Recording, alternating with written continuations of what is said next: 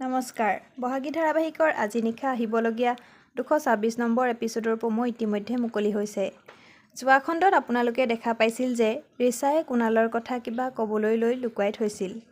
আজি খণ্ডত আপোনালোকে দেখা পাব যে স্বৰ্ণালীৰ বিয়া কথা সৰু ভনীয়েকে গম পোৱা নাছিল। যেতিয়া গম পালে মাক দেউতাকৰ ওপৰত খং কৰি আছিল। তেতিয়া দেউতাকে মাজুমাক কয়, তই আমাৰ ওপৰত এতিয়াও খং কৰিয়ে আছ নেকি? আৰু লগতে আমাৰ দৰে ছোৱালী বিয়া দিবলগীয়া প্ৰত্যেক মাক দেউতাকৰ অৱস্থা এনেকুৱাই হয় নেকি বুলি ক'ব।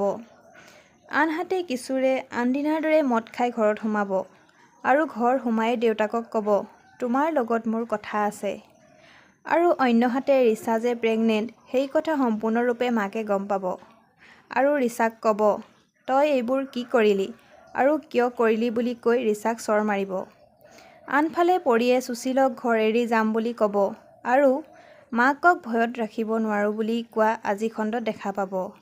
যদিহে আপোনালোকে ভিডিঅ'টো চাই ভাল পাইছে তেনেহ'লে চেনেলটো ছাবস্ক্ৰাইব কৰি ভিডিঅ'টোত এটা লাইক কৰি দিব। ধন্যবাদ।